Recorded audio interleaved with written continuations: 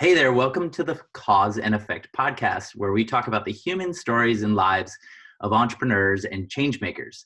This is your host, Ryan Buchanan, and I'm here with the energetic and ultra positive yet very real Alice Tang, a keynote speaker and partner at BPG Wealth Management. There's a lot going on there. Sorry about that. Alice is a big believer in the notion that your network is your prosperity. Welcome to the show, Alice. Thank you, Ryan, for having me. It's an Yeah. honor and a pleasure to be with you. So excited. And like we were just talking about, our mutual friend Nina Bird introduced us about 6 or 9 months ago, and she was on the show on this podcast, I think like 7 or 8 episodes back. But you and I have had a chance to have real in-life lunches a couple times, and some great conversations. And in this whole coronavirus thing, it's kind of fun to be able to do this on Zoom, so we get both video and audio out of it. So excited to begin. Very good. I mean, this is the best option or alternatives after a one-on-one meeting. So Yeah. let's stick with it. Be safe. Yeah, exactly. So the last interview I did was with a woman named Felicia Tripp Folsom, who runs the Emerging Leaders program that I co-founded. And we're really entering in a new part of that where we're going to create some structure around young professionals of color recently graduating from college, and really as a community trying to build personal wealth and a commitment to building personal wealth. And I just wondered, we just talked about, we mentioned coronavirus and things like that. And, I've heard this throughout my career, is your network is your net worth, which is really similar to how you say it, is your network is your prosperity. And I just think about, like, what advice can you give all these young folks who are so dynamic and really going to be incredible in their careers, but coming out of college, and internships are hard, and it's really hard to meet people in the professional sphere to build your network. Like how if you were coming out of college, like what advice would you want to receive, or what advice do you give to your younger self, like right out of college and coming into Portland and trying to build your network? How do you do it these days? Well, I wouldn't ask them to go back to 1980s and start with me graduating from college, because definitely today is a different place, different time in our life. Imagine that if we were back in the 1980s or even early 90s, you had COVID, something like this pandemic. You stay home, right? The best you can do is call. Mm-hmm. Social distancing. The state has said that, please stay at home. What are you going to do? But today, because of technology, we can do this. We're not in the same room, not in the same place, but we can still see each other and be related to each other.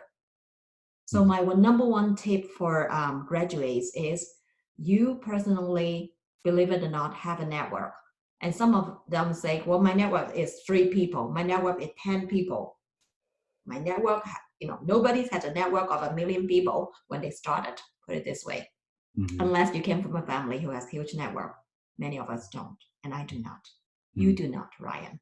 So take it from there and take a stock or audit of all the closest relationship that you have, whether they are same age or they are more senior than you, your senior generation, your professor, the people that you admire.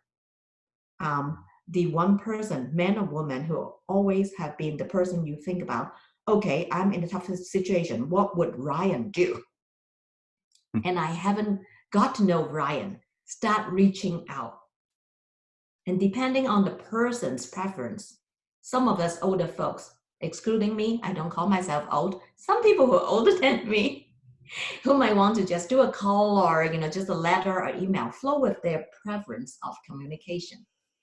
And today, I think many of us are open to a meeting like this. And then you can treat it as your next best alternative of a real life in-person meeting, and get to know people and be very humble, be very curious, and try to pay it forward. Yeah.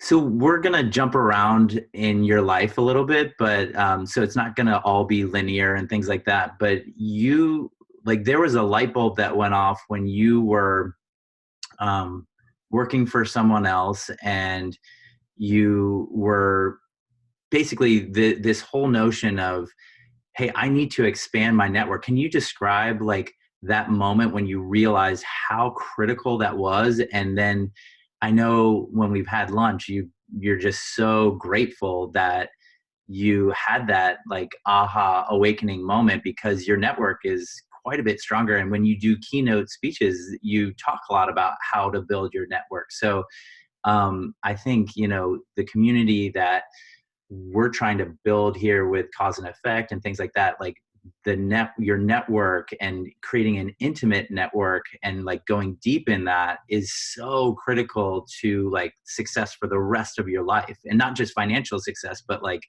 heart-centered success and purpose-driven success and things like that. So like, can you describe in your own life, like when that happened and how it flowed from there? Sure, Ryan. You heard my story, and many of the audience might heard a part of it. I'm going to take you 3 years before that light bulb moment. On the 20th of June, June 20th, 2000, I walked into a downtown office of a financial firm in downtown Portland and started to be an insurance agent, financial advisor. I have a network of 0 because I'm an immigrant. No network. So my manager quickly realized that and said, hey, Alice, do this and you'll be successful. Call 200 people in the morning every day. Qualify 4 people who would like to continue to receive a call from you to talk about your services and your products. And set 2 meetings in the afternoon or evening to meet with people. If you can be disciplined, follow this process, in a few months, you'll be making some good commissions. I didn't know better. I got it. I have my mirror, smiling down every day. So that's June, starting in June. At the end of year 2000, I made $2,000 after 25,000 calls. 25,000 calls. Oh my gosh. Yes, yes. I I made progress, Ryan. Wow. So I was laughing at that. I'm sure everybody does. Now we can be breathing and laughing. But the second year, actually, I did better. I 4 times my income to 8,000. Super proud of me. Third year is really my monument year. I was at 30,000. Great. I mean, cold calling is working, isn't it? From 2 to 8 to 30. The trajectory is kind of this exponential growth. If you have a small cap company, you want this growth. So at 30,000, I can't help but dream to achieve a double of that 30 to 60. My manager always tell me, and I'm a very disciplined person, focus on your activity, the results will come. I remember that. So I need to double my activities, which is 200 calls to 400 calls a day. And my working hours was about 60 to 65 hours a week at the time. Double that to 120, 130. And I know I got it down because I'm so believing in activities drive results. There is this one wild card that I have encountered. What's that? We all have 168 hours in a week. 130 hours is not sustainable. I was disappointed because my income would have been kept no matter how much I tried at 30. Not that I'm greedy about money, but I feel that I have potential, but I'm stuck. And there I looked around. In my 40 advisor office, the top 2 people are $1 million round table producer, top of the table. There I know the criteria to qualify. They must be making 20 to 30 times what I made. And yet, they're like very easy in my eyes. Of course, nothing is easy when you're an entrepreneur. We know that. But at least I look at them. They came in the office at 9-ish, check in with their secretary, have a few meetings. Then they went to lunch. Sometimes they never come back to the office. And of course, you would imagine meetings, but sometimes I heard it's golf. So I thought, what's the secret sauce? The only way to find out is to ask. Yeah. So I went ahead, asked them for 15 minutes of their time so that they don't feel threatened by, I want to pick you right now. No, I'm not picking your brain. Give me 15 minutes and share with me what works. Mm-hmm. Two things I learned. Do business by referral. Because I've been cold calling, which is totally a new area for me. Second, stay at the top of mind of your business referral partners. Mm-hmm. If they remember you as they're walking around helping other clients in a common target market, only if they remember you, you will have a better chance to get more business without working so hard. Yeah, because I mean, it's funny. There's an exercise that we did in this entrepreneur group that I co-founded called Starve Ups. We were all starving startups back in 2000, and we picked a company, like it was an energy bar, local company, and we were going to compete against each other to see how many we could sell and give all the money away to like all the profit to charity.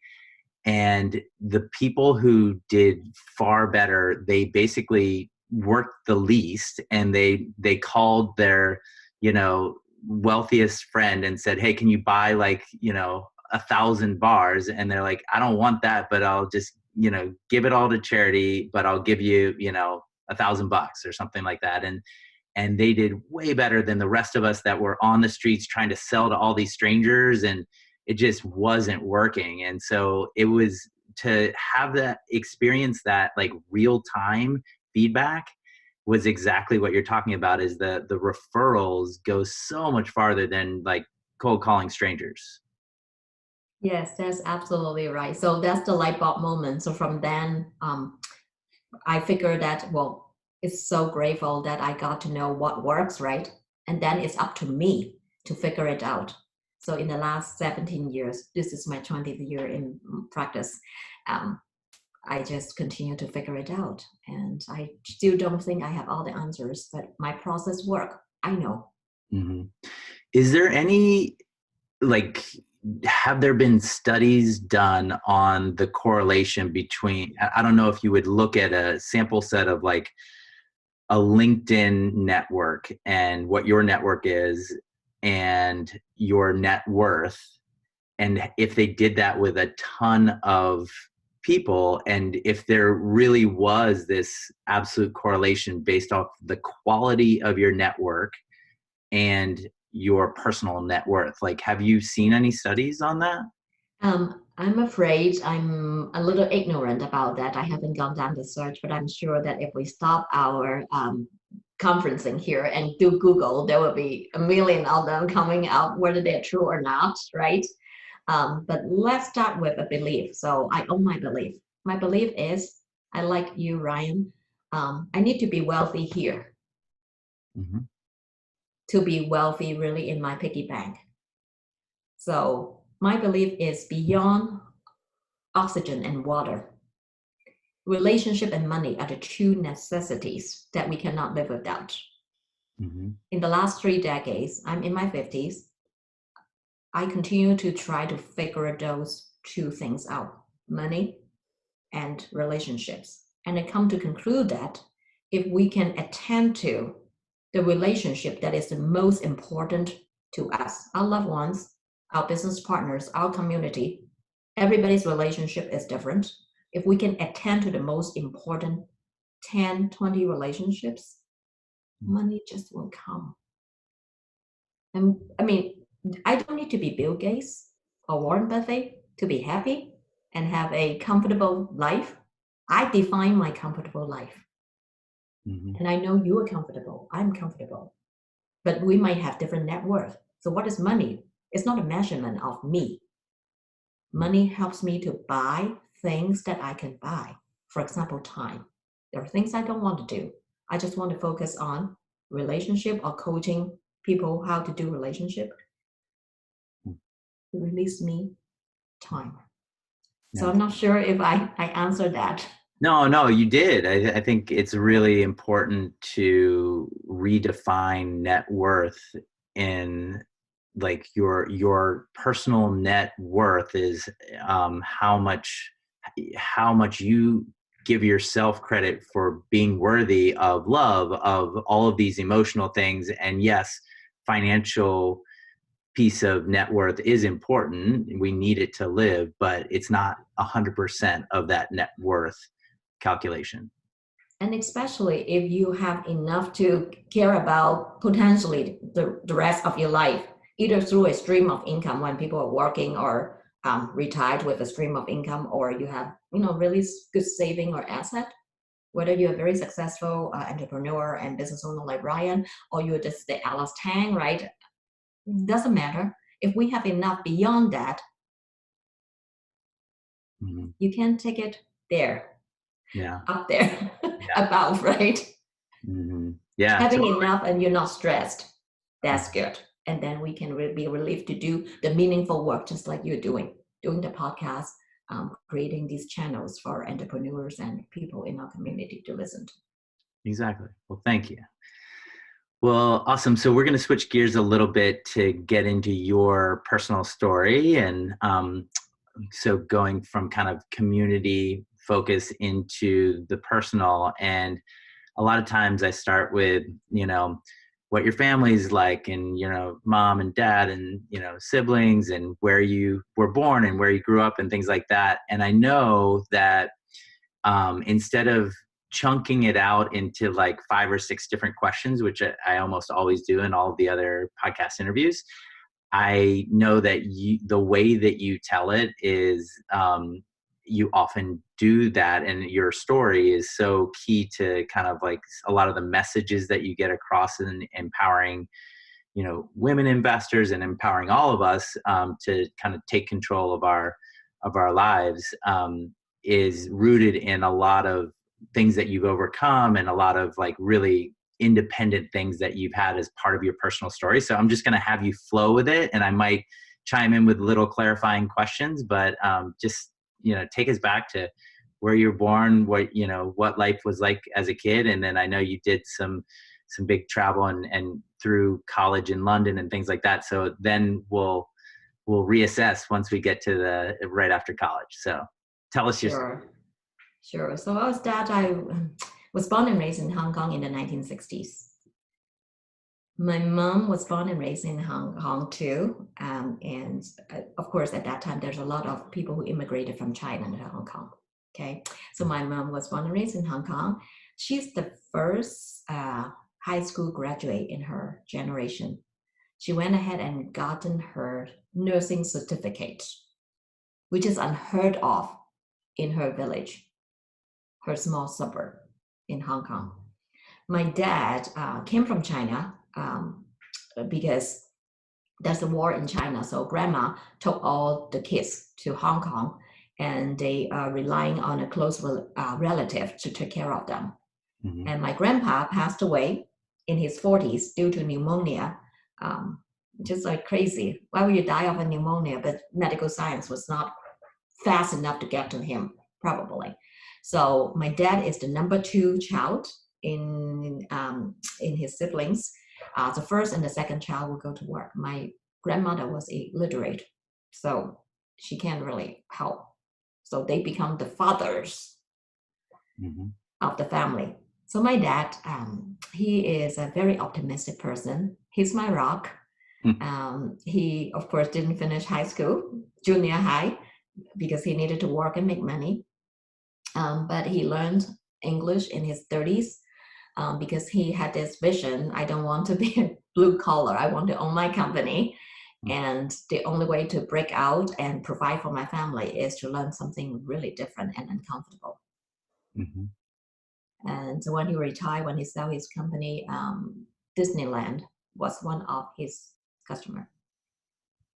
And he What did has, he do when Disneyland was his customer? oh, if you have taken your children to Disneyland, you will see these little figurines, very Mm, teeny.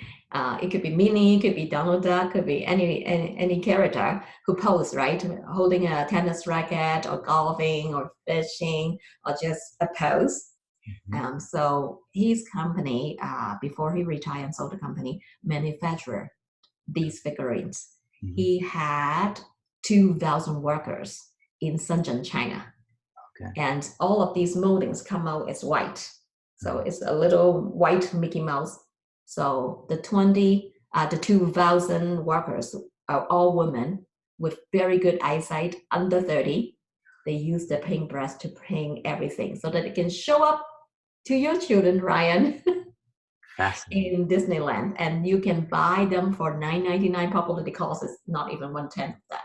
So there is containers and containers of these shipped And to so Disneyland he before he retired. learned English did he work directly with Disney, or did he partner with an American businessman or woman to have a joint The venture? latter, the Okay. latter, the latter. So there is all these selling agency, I think today too. I mean, you don't sell direct.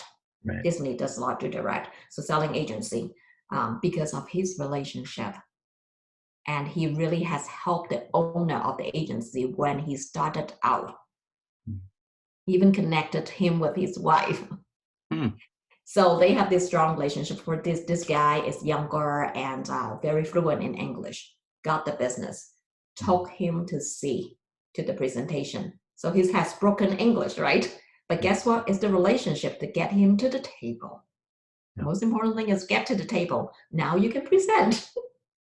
Nice. Cool. Okay, so that's dad, and then you grew up in Hong Kong? Correct. Okay. And then and do you have siblings? Yes, I do. I have a younger brother.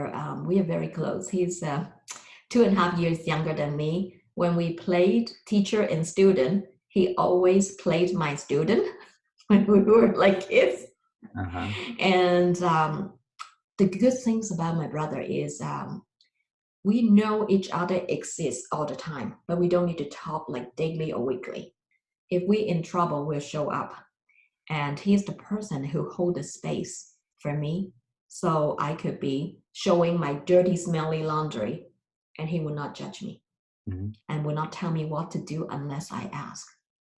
That's the best relationship if you ever want to. I mean, how many people can hang with you in your bad days? Not quite many, especially family members. Ooh, right? So what kind of activities did you and your brother play out in the streets, or like sports, or were you more bookworm? What kind of stuff were you into? We were really poor at the time. Of course, Hong Kong as itself was a third world country back then. So we had Campbell soup can. We polished the can and do telephone. Okay. I mean, these days kids do not know about that. So what's that, right? Everyone have your iPhone or Android phone, but we would do a string in between and let's run as far as possible. Tighten the rope. Now I can hear you. Hmm. That's cool. So those kind of things, you got to be creative. I mean, it's really we don't have a lot of resources. Hmm. And so was the first time that you lived out of the country, out of Hong Kong, was it when you went to University of London, or? Yes, Okay. yes, And yes. why did you choose that university? And yeah. I didn't choose it. So I have still. My mom is alive. A tiger mom. So for those who don't know who's a tiger mom, she will hold a stick. The stick will continue to move higher, and there is no A. It's B plus, right? Keep going. You can be better. You can be better, and do not make me lose face. Everything you do. Mhm. Okay.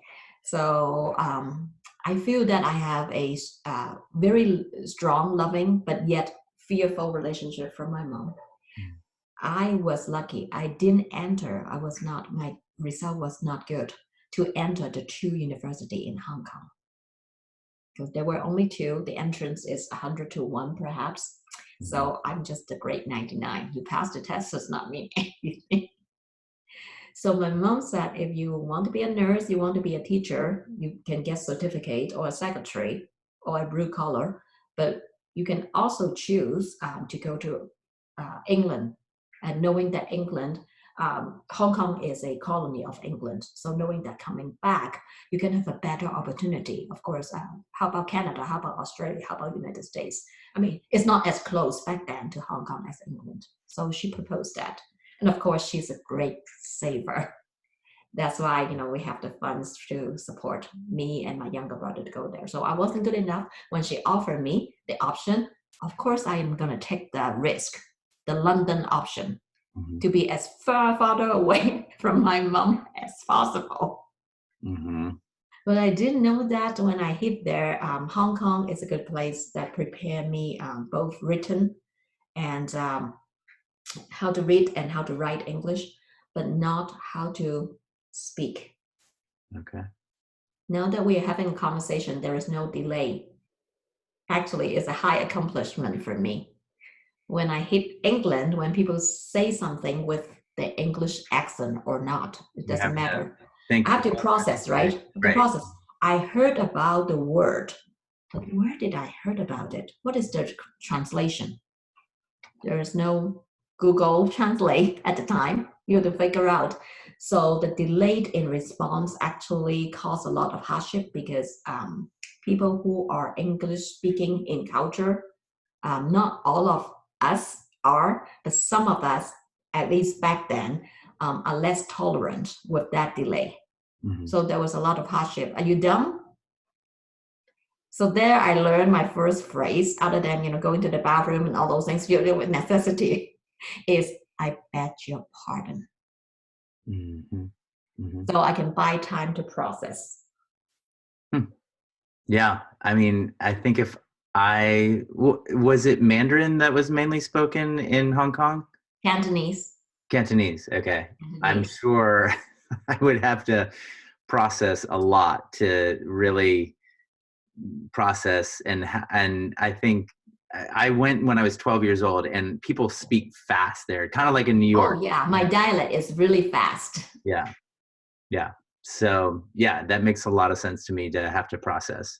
So was the biggest thing that you had to overcome in high school just that fearful relationship with your mom? Were you kind of a rebel at home a little bit to just do things when she wasn't watching and things like that? Yes, I'm a wild kid. I think I took after my dad because in his eyes, there's nothing impossible. Experiment, right? When mom is not with us, we can do a lot of wild things, like watch TV all day. We figure out how to get to the TV because if you remember the door closed and there is a lock, we can get to the TV. Yeah. But in high school, my mom actually is a forward thinker about education. She believed education would change your fate, and it did. Look at me in front of you. So she has arranged me to go to a girls' school. It's a very good girls' school in Hong Kong. If you mention the name Hip Yan School, it's the level 1. But Alice's talent and quality was not level 1. So you would imagine that in my grade schools and also high school, junior high school, I was struggling with a sense of belonging because all these girls, either they academically really, really good or they're very athletic, right? I don't like exercise, Ryan. Don't ask me why. How do you have so much energy if you don't like exercise? That's how I burn my calorie with my Apple Watch. So my grades probably is just, show up at this bottom half of the class of 40, 45 people. So, children sometimes are cruel. They kick you out from groups. So I struggle with a sense of belonging because you want to belong, but you're neither. So what's going on? I think that's the reason why I feel compassion for example, when I'm in an event, whether I'm organizing the event or I'm at somebody's event, if I see people feeling a little uncomfortable by themselves, or just walk in the door, put their badge on and look around like they are lost, I felt so compelled to walk to them and say to them, I'm Alice Tang. Either I'm the host or I'm the guest of this event. Introduce a little bit, get to know them and say, hey, I can take you to the room. Let's meet Nina Burke. You guys have this thing in common. You both are in marketing, or you both come from the same country, or you both come from New York or someplace. Mm-hmm. So let them connect. So at least they feel good, a sense of belonging. Mm-hmm. Yeah. So, okay. So you go to college and you are really, you're having this delay in processing the language, and you're already not feeling like you had a great sense of belonging in high school, but you can kind of start over. And how did you find community in London, and how did you flourish there? Because clearly you did well enough to go on to do amazing things in Portland. So what happened in London? All right. So a lot of immigrant or students who are from other country, the first thing they do is to go to belong to the Chinese Association. Because that's, you can use the same language, have some commonality on the top of, languages, culture and such. I have taken a different path. Perhaps it's because of my dad.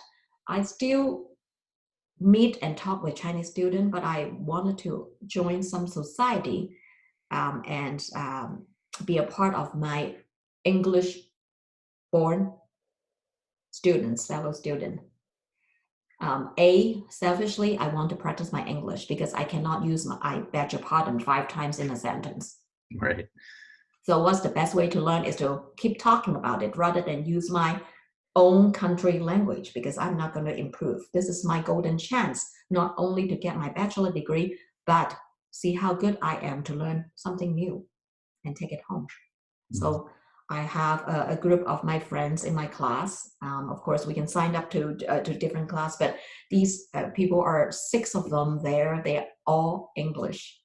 So we communicate in English, and I don't like cooking, Ryan. I don't know if you know about it, but I commit to cook monthly for them so that they can show up in the hostels, and we'll just have a good conversation over some Chinese rice and something I make that they think is great. And remember, English, they have no dishes that is famous, right? Fish and chips. So everything I cook become a miracle to them. Right. Yeah. So you found community with those 6 folks, and they became your good friends throughout? Yes. And then one of them is my husband. So think about, leverage the network. Right. So my husband is a genius in tech. He doesn't need to go to classes. He will finish all the coursework by himself. He reads a lot. If you call him a nerd, he's really a nerd. So he became my boyfriend. And guess what? I am in luck. Because most of the coursework that I said, I don't know how to do, or could you explain? He'll explain to me or help me to finish. Type my paper and deliver on time before his paper. So that is one of the success of our relationship. Of course, I give myself to him. And then that seems like he was pretty smitten with you, so he did whatever you told him to. Yes. He's really loyal. I love him. Yeah. And I think that's part of the story of how you got to Portland, right? Is because he got a job at a tech company here? Correct. Okay. All right. Correct. Because otherwise I wouldn't be in front of you. Right. Okay. And so, and is he from, is he He's Asian? from Hong Kong. He's from Hong Kong too. Okay. Hong Kong. Okay. Yeah. And so this tech company came to London to interview him? Like, how did that work? No, the small journey is we both graduated from England and went home to Hong Kong to find a job. Of course, I didn't want to be, I graduated with a computer science degree, but I don't want to be a computer scientist. You can tell why. Um, he is a nerd. He focused and he started with American company.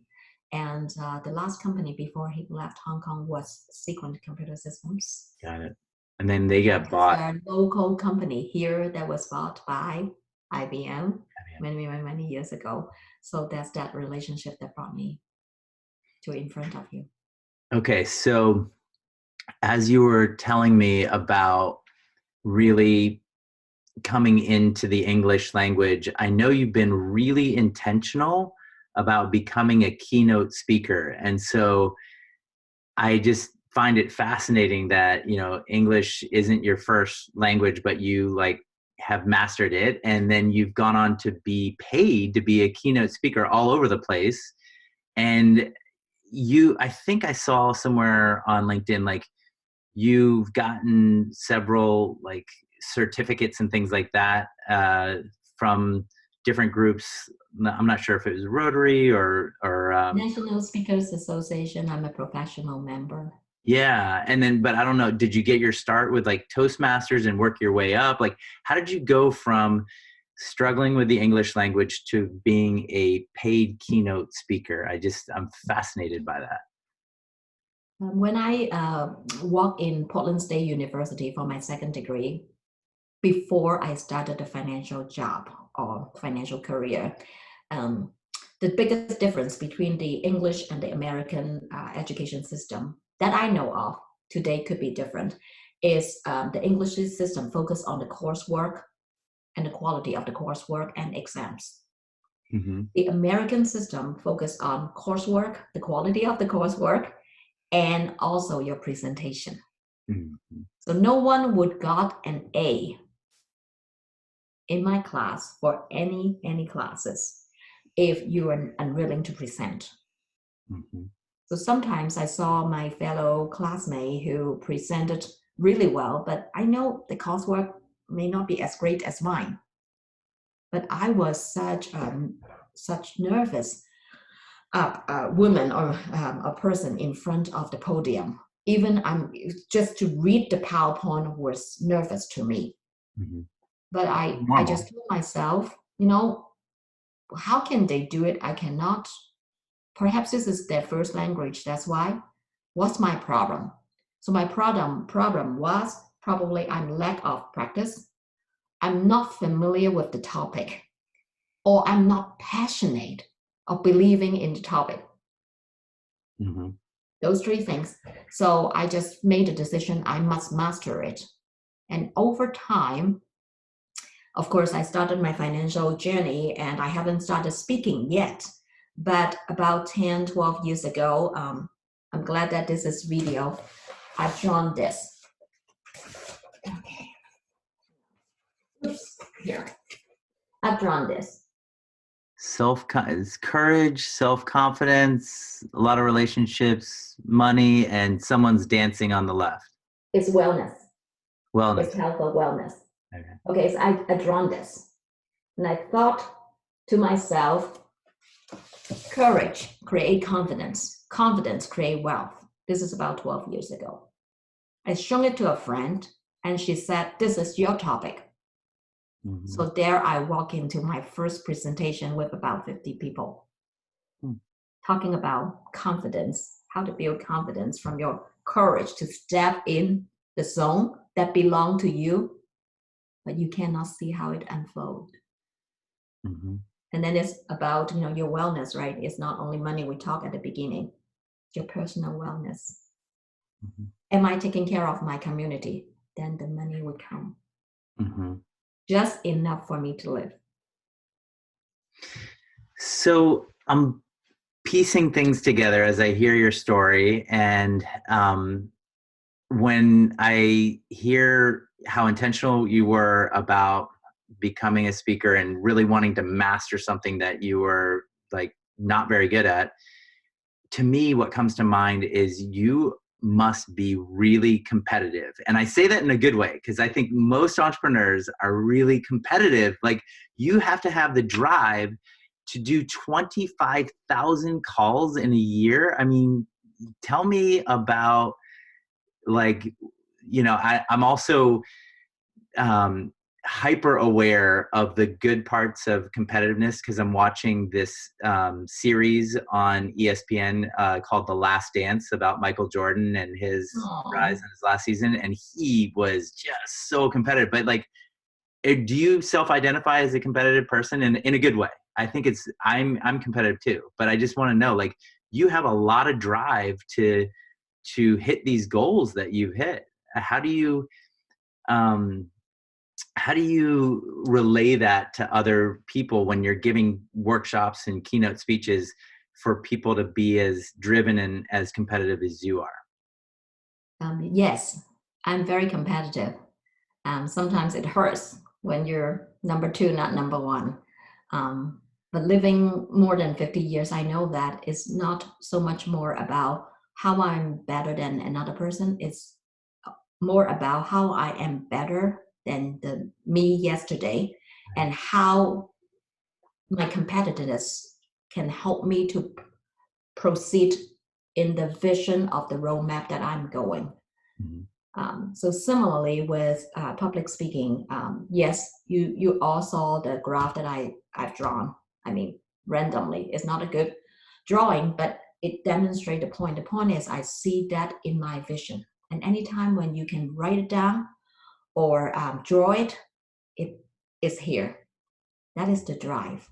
That is the drive. And then public speaking for me is really to help me to, instead of one-on-one, let's say financial planning or something, I'm sitting in front of a couple or a business owner. We're doing one-on-one. And who can use Alice service, or the people who are serving in the community just like me? It's people who have the means. Is that true? And people who might not have as much means might not feel comfortable coming to an advisor and feel that, well, would they handle $50,000? Would they handle $10,000? Probably not, huh? Because the minimums for a lot of wealth advisors are $1 million and up. And, or, you name it, whether they say they are minimum or not, I mean, you're in business too. You must do business that not only break even, but thrive. If you keep taking those small accounts, you just can't, right? You just go flat and then belly up. So there is a business decision to make, but public speaking can help me to share this message with whoever in the audience, whether they have $50 or $5 million or $50 million. You never know who is in your audience and when the seed that you have planted will flourish in their mind. My job is to one-to-many, give them what I know and let them decide when the seed is going to be nourished and grow. So that leads me to my next question, which is, like, what can you describe a couple people that have really, like, taken your advice and what you've role modeled to heart and, like, have made you really proud for how they become the better versions of themselves? Because I know, a lot of what you talk about, and a woman named Manisha Thakor also has written a bunch of books and all that, and she's in a similar space to you, is this, like, empowering women, empowering folks who maybe don't always have the means to, hire really expensive advisors and things like that. But like, I would imagine that's part of the drive that fuels you to keep coming back. Can you share a couple of those stories? Yes, I can share. One of my, I call her my younger daughter or a mentee.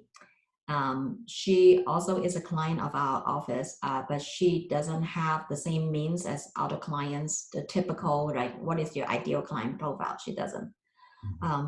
But I think she has a job. She was at a very high stress job, young, very young, mother of two. Both she and her husband are working. She's successful, and she is very well compensated. So she's at the top of her world, but yet she was not happy. Why? She's working really 70 to 80 hours a week on her job. She's always looking at her phone, and that is not healthy, especially when you are raising 2 young children. You want to be there with them. Mm-hmm. You want to have, I mean, there's really no such thing for work-life balance, but can I square away time? I think of nothing but my family. I think of nothing but my health. So it's affecting her family, it's affecting perhaps her health. I'm not a doctor, but because of that, we become friends, and I kind of become her a relationship mentor. So it's not like every month we need to talk, but when we talk, we just go really deep. And there's a place that she needed to say bye-bye, and to her company, and I was there with her. Mm. And we have a very simple plan, Mm. not spending 10 hours of work, but a very simple plan for her. Just map out her top level line of flow. You will be okay if you can make X, which is a small percentage of what she's making. Mm. Mm-hmm. Now, thinking about when money can buy anything, how about freedom of time to build relationship with your family? Mm-hmm. And then, of course, from then, she walked away and built her own consultation company. And now she called it her own hours. She has her own hours. She called the shot. I don't want to take you. I can take you only if. Yeah. It's very interesting journey. I feel very rewarding watching somebody grow. Of course, I mean, how much asset am I managing compared to the average ideal client? Not much. Mm-hmm. But you are very close to the dream. And I think that's where you and I talk about at the beginning. For this young generation, you are very close to their dream. Mm-hmm. What can you give them? Well, of course, you can give them money. But more importantly, is your experience, your willingness to share knowledge, and your relationship to help them to thrive. Mm-hmm. Yeah. Yeah, no, it's super rewarding to see young people fulfill the potential that they have, but there's just no doors have been opened for them, or just getting them to the starting line. It just is so easy to make a few intros like you and I can do, and it changes lives. So I think a lot of people could do that. They just tend, a lot of people who are in their mid careers and beyond can really do some easy mentoring or even just intros, a couple minutes of and it just has this massive positive impact. But I think people just get stuck in their little swim lanes and just like, I got to focus on me. And they don't always, what is it like, once you take the elevator up, send it back down for the next person. They don't always do that. So no, they don't. I like to also add to, it's a both-way street. So I paint a picture about this woman who makes some changes and now is happier than ever. Is also for me too, because it's in any relationship, as many of us have done the mentorship formally or informally, it's a both-way street. Yeah. I feel that I'm a better person by listening to her issues and trying to be there, hold the space for her, or lend some experience at times when the moment is right to them. So it's really a both-way street. We learn things from that relationship too. Tons of learning and tons of perspective that you just wouldn't get because you didn't, or I didn't, grow up in the same way that a young woman that I help, or, that you help, and so you learn so much of like, wow, it's amazing. And you get inspired by their stories of what they've overcome and things like that. So, and so smart, they're so smart, so talented. Mm-hmm. What is going to stop them? Yeah, nothing. Exactly. Nothing. So there's two last things. One, connecting what you do now to what you studied in college and things like that. Is it a direct correlation, or are you doing something totally different? And then my last question, and you might bring these two things together, is to really get the audience to hear something they maybe don't already know about an experience in your past, that like a life moment where it was either really hard to overcome it, or it produced a lot of independence. Like you knew you could do anything once you had this experience. And it's not a surprise that you are in this successful place that you are now. So you can take those two things separately. Like I always am fascinated to hear, like what your, little girl dreams were is often very different. Like I wanted to be an NBA point guard, and like, there's just no way that was ever going to happen, but that was a dream. And here I am, running a digital creative agency and starting a nonprofit. But for you, like, did you study finance and then you went into it?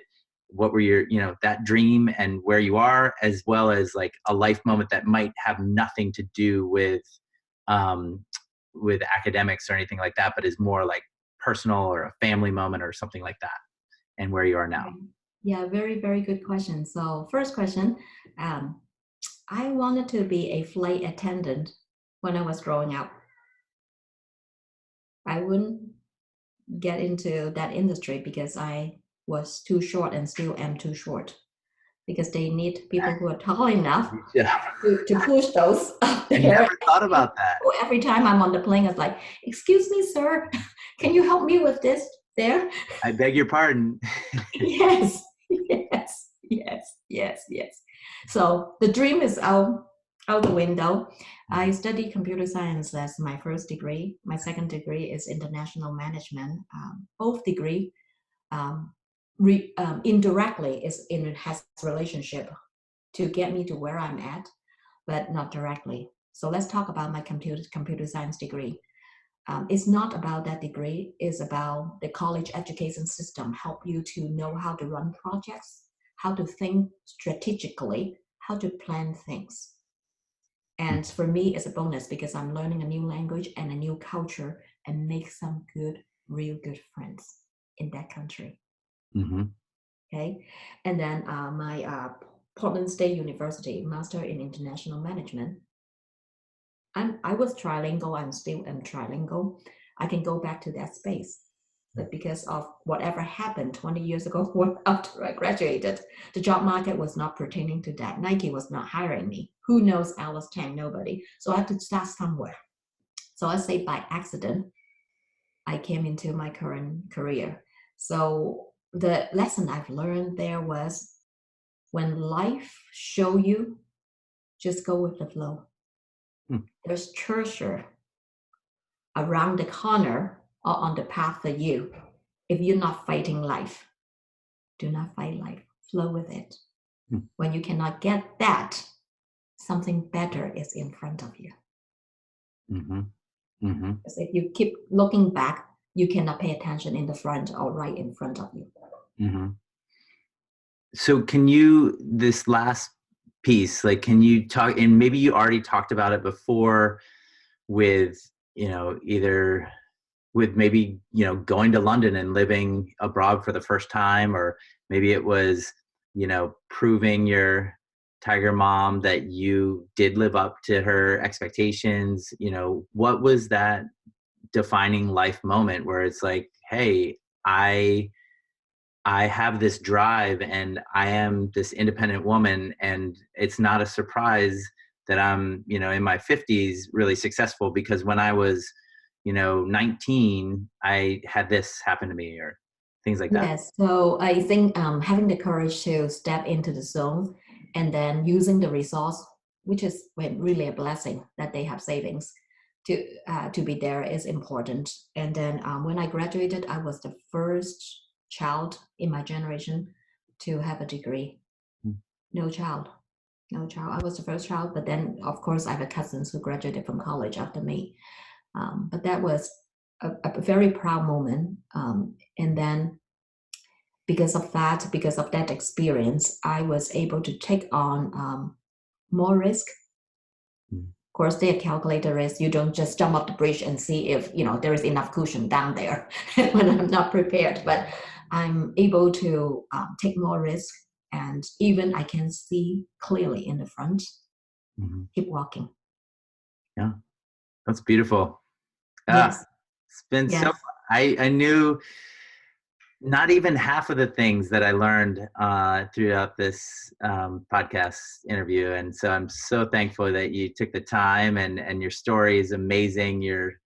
You are definitely an inspiration to all the folks that you speak to, and this is no exception. So thank you for your time, Alice. Thank you very much for organizing this. And gosh, you're the best interviewer. I don't know about that. This is just a fun project for my friends to get to know each other as lots of entrepreneurs who are purpose driven. That's my motivation, and so I'm really excited to have you come into the fold. It's been great. So thank you. Yes. I would just say the last thing for all our audience is remember your relationship defined who you are, who you hang out with defined you. Mhm. So choose your relationship carefully and then continue to give to them, because that's the one thing you can control is giving, not receiving. Mhm. And by you consistently giving to your most important relationship, I promise you good things will happen. Oh, I just promise you. that's so good. Well, have an awesome rest of your day, everybody, and to you, Alice. And thanks so much for being on the show. Thank you. Appreciate it.